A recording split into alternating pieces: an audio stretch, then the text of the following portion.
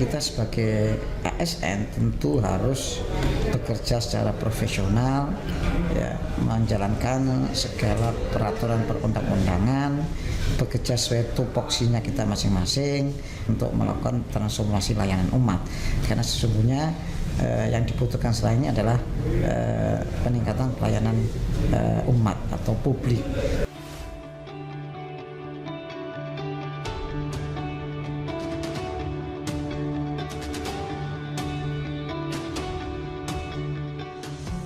Assalamualaikum warahmatullahi wabarakatuh. Waalaikumsalam.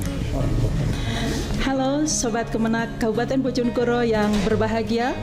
Kembali kita berjumpa kembali dalam acara kesayangan kita, yaitu Podcast Kemenak Bojonegoro.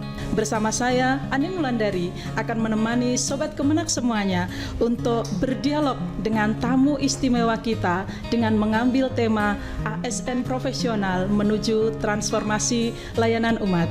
Ya, Sobat Kemenak, hari ini Kementerian Agama Kabupaten Bojonegoro kedatangan tamu yang sangat istimewa. Beliau adalah Sekretaris Jenderal Kementerian Agama Republik Indonesia, Bapak Profesor Dr. Haji Nizar Ali MAG.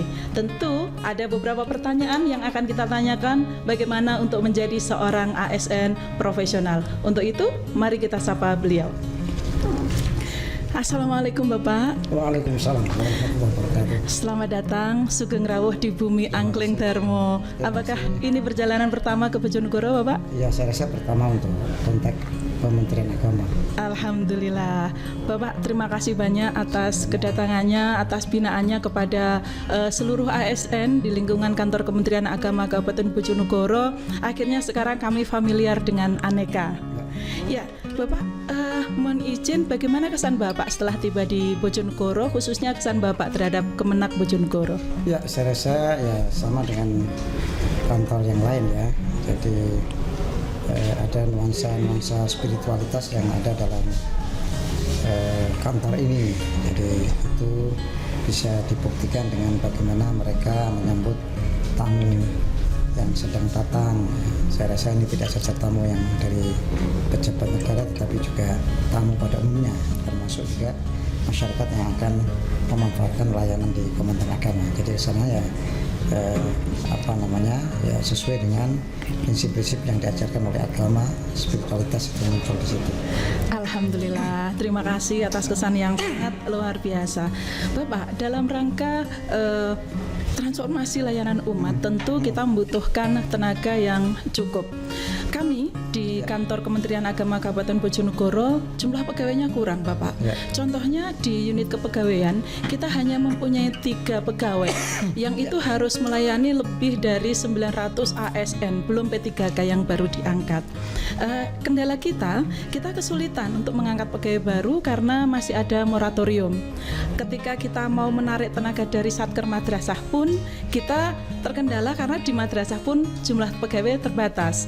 Ketika kita mau menarik dari tenaga guru, mereka tugasnya fungsional. Nah, pertanyaannya Bapak, apakah ada program dari Kemenak RI untuk penambahan pegawai di Satker kantor Bapak? Kalau secara nasional ya program penambahannya menjadi mandatori setiap kementerian lembaga. Tidak ada kementerian yang tidak memerlukan tenaga. Jadi setiap kementerian itu setiap tahunnya itu tentu melakukan analisis jabatan dan analisis beban kerja, dan itu akan menghasilkan sebuah kebutuhan pegawai secara nasional. Saya rasa ini bukan problem Bojonegoro tapi problem seluruh nasional. Kita dibatasi oleh regulasi karena yang pengatur, penentu, penetap dari formasi ASN itu adalah Kementerian Pan-RB. Yang kedua adalah dibatasi oleh anggaran negara. Jadi dua inilah yang saya rasa menjadi persoalan bagi kita, bukan persoalan ya, menjadi tantangan bagi kita semuanya, sehingga saya rasa Kementerian Pan-RB punya roadmap tersendiri dalam konteks penambahan formasi pegawai.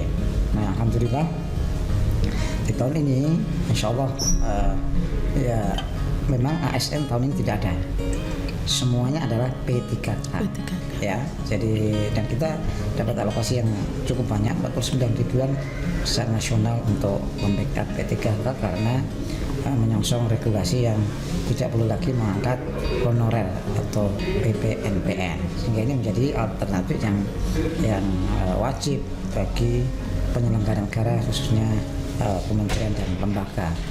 Jadi dan kita sudah punya roadmap. Jadi kita di tahun ini memang baru kita sudah memetakan kebutuhan semuanya. Jadi 133.000 pegawai yang yang dari analisis jabatan, analisis beban kerja itu dibutuhkan. Tapi tahun ini insya Allah mudah-mudahan ini 49.000 itu kita mendapat alokasi dari 133.000 yang kita ajukan ke Kementerian PAN-RB. Nah, inilah kemudian didistribusi ke beberapa satker, beberapa provinsi pada saat masing-masing sesuai dengan pemetaan kebutuhan di masing-masing instansi.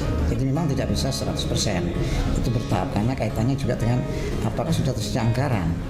Kalau nanti soal rekrut mudah, tapi kalau anggarannya tidak bisa dibayar, ini juga menjadi keributan nasional. Ini yang tidak mau. Betul. Jadi harus mematchkan antara kebutuhan dengan anggaran yang disediakan, karena kita lagi diterpa musibah yang luar biasa, pandemi COVID, sehingga ini ya perlu dimaklumi bersama.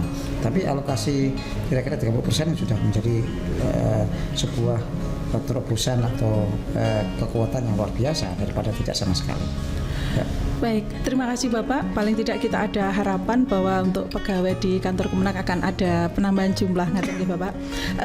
Melanjutkan tentang P3K Bapak, bahwa belum lama ini sebanyak 45 guru dan kepala madrasah menerima SK sebagai P3K. Nah, sebenarnya dalam konsep ASN itu seperti apa Bapak kedudukan P3K itu? Ya, di Undang-Undang Nomor 5 2015 kan jelas. Jadi kriteria aparatur sipil negara itu ada dua. Satu pegawai negeri sipil, kedua adalah pegawai pemerintah dengan perjanjian kerja. Jadi statusnya sebenarnya sama. Yang membedakan adalah kalau di PNS ada pensiun, tapi di P3K tidak ada. Tapi semua hak dan kewajiban semuanya sama. Golongannya juga sama, gajinya juga sama, tunjangannya juga sama. Yang membedakan hanya itu saja. Haknya untuk menduduki jabatan juga diperbolehkan sepanjang memenuhi kualifikasi kompetensi dalam konteks ini. Bahkan di level eselon 1 pun dari P3K sudah ada jurisprudensi. Kementerian PAN-RB, Kementerian Agama sudah ada pegawai P3K yang menjadi dirjen. Nah, jadi posisinya sama sebanding jalan, cuman bedanya adalah kalau P3 tidak ada pensiun. Kalau PNS ada pensiun, itu aja. Baik Bapak, untuk P3K guru di sini itu 100% guru dan kepala madrasah swasta. Semua penempatan di madrasah negeri di Satker. Nah, akibatnya muncul permasalahan baru. Ada beberapa teman guru P3K yang tidak kebagian jam karena memang kebutuhan guru mata pelajaran di Satker tersebut sudah terpenuhi. Mungkin solusi atau mungkin kedepannya seperti apa Bapak terkait dengan penempatan P3K ini? Kalau sementara ya tidak bisa ini dibiarkan itu tinggal soal manajemen kelola. Jadi itu bisa dilakukan dengan rotasi maksudnya. Jadi kita hitung beban kerja P3K itu kewajiban mandatori berapa jam pelajaran. Kalau dia ada kelebihan maka bisa dimanfaatkan untuk satker madrasah yang masih membutuhkan.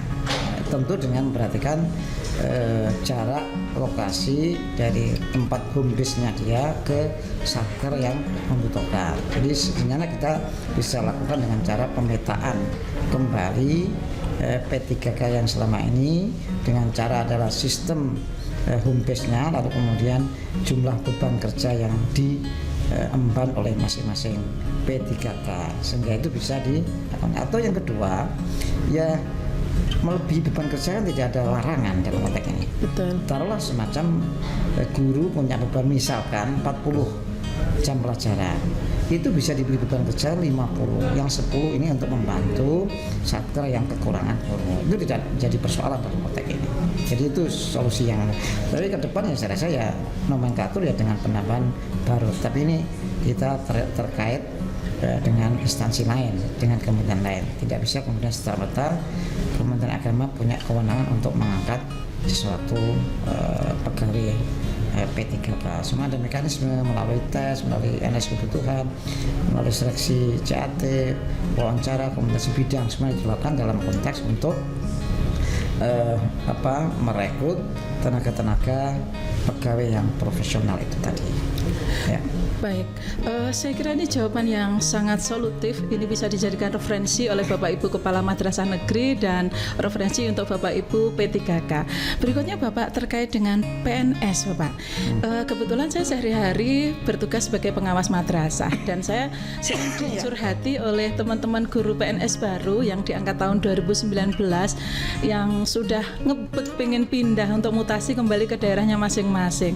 Nah, ini mungkin kita perlu pencerahan dari Bapak, kira-kira bagaimana caranya agar teman-teman guru PNS yang baru ini lebih tenang dalam menjalankan tugas di Bojonegoro sehingga tidak geger untuk pindah begitu Bapak?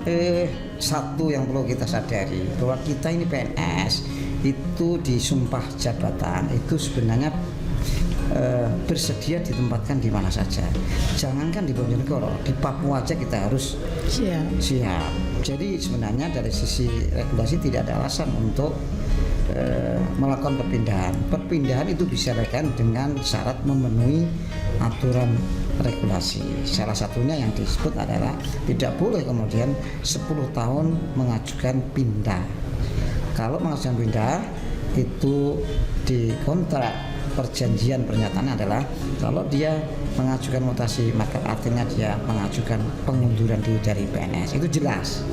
Jadi saya rasa ya sabar, tidak ada alasan bekerja di luar wilayahnya yang tidak tenang. Kalau tidak siap ya tidak usah jadi PNS, itu bahasa kasarnya begitu. Dimanapun kita bekerja sepanjang ini di bumi Nusantara, di buminya Allah, semua sama. Ya, semua sama. Jangan kemudian kita pengennya bekerja di tempat asalnya. Saya ini kan asalnya juga Jepara, tidak bisa saya mengajukan perpindahan ke Jepara. Padahal saya sudah bertahun-tahun bekerja di Jakarta atau di Jogja, itu tidak bisa. Jadi kalaupun bisa ya harus melalui mekanisme yang dirujuk oleh persyaratan perundang-undangan atau regulasi. Minimal 10 tahun, kemudian ada alasan yang kuat untuk pindah, tidak serta-merta mengejar. Jadi prinsip adalah perpindahan mutasi bisa dilakukan secara institusi, bukan individu. Ya, jadi caranya ya dengan itu tadi memetakan. Kalau ada memetakan, silakan mengajukan redistribusi, tapi dengan catatan beban kerja yang ada satunya harus jelas dalam konteks ini ketika perpindahan. Jadi itu saya rasa kita masing-masing jangan kemudian minta pindah tapi tidak mengikuti dengan aturan yang ada. Pindah tapi kemudian pindah di saat itu malah justru bebannya menjadi berat atau malah jam pelajarannya itu menjadi dia tidak memenuhi syarat, itu justru akan merugikan sendiri. Ya udahlah, tenang aja dulu di tempat masing-masing. Regulasinya mengatakan 10 tahun, 10 tahun itu boleh mengajukan, itu boleh katanya. Boleh itu artinya belum tentu disetujui dalam konteks ini. Karena prinsipnya adalah perpindahan itu boleh dilakukan atas dasar kedinasan, bukan atas dasar personal pribadi. Itu aja. Luar biasa. Semoga sahabat Kemenak, terutama rekan-rekan guru PNS baru dapat lebih tenang setelah mendapatkan jawaban dari Pak Sekjen. Terakhir Bapak, apa harapan Bapak terhadap ASN di Kementerian Agama Kabupaten Bojonegoro? Ya saya rasa normatif saja. Jadi ya tentu yang pertama kita sebagai ASN tentu harus bekerja secara profesional, ya, menjalankan segala peraturan perundang-undangan, bekerja sesuai tupoksinya kita masing-masing. Nah, dan prinsipnya adalah kita harus bekerja sesuai dengan mandat yang diberikan kepada kita untuk melakukan transformasi layanan umat. Karena sesungguhnya yang dibutuhkan selain ini adalah peningkatan pelayanan umat atau publik, sehingga ini Kementerian Agama dirasa manfaatnya oleh masyarakat. Jadi kita bekerja tapi tidak dibutuhkan oleh masyarakat atau tidak bermanfaat bagi masyarakat, itu tidak ada artinya. Maka sebaiknya ya kita menjadi ASN yang profesional, kemudian mengikuti segala peraturan perundang-undangan, bekerja dengan sebaik-baiknya, mengikuti aturan yang sudah ada dan bekerja sesuai dengan tupoksinya masing-masing. Baik, terima kasih banyak Bapak atas pencerahannya. Semoga dialog yang singkat ini dapat lebih meningkatkan kinerja ASN maupun P3K di Kemenak Bojonegoro. Terima kasih, selamat melanjutkan perjalanan. Semoga perjalanan lancar dan sehat selalu. Baik, Sobat Kemenak, demikianlah dialog kita hari ini dengan tamu yang luar biasa. Kami haturkan banyak terima kasih kepada Bapak Sekjen Kemenak RI, Bapak Profesor Dr. Haji Nizar Ali MAG. Semoga dialog ini menjadi langkah awal menuju tagline Hari Amal Bakti ke-76 Kemenak RI, yaitu transformasi layanan umat. Maka mencetak ASN profesional merupakan suatu keharusan. Terima kasih atas perhatiannya. Tetap sehat, tetap semangat, dan harus tetap bahagia. Assalamualaikum warahmatullahi wabarakatuh.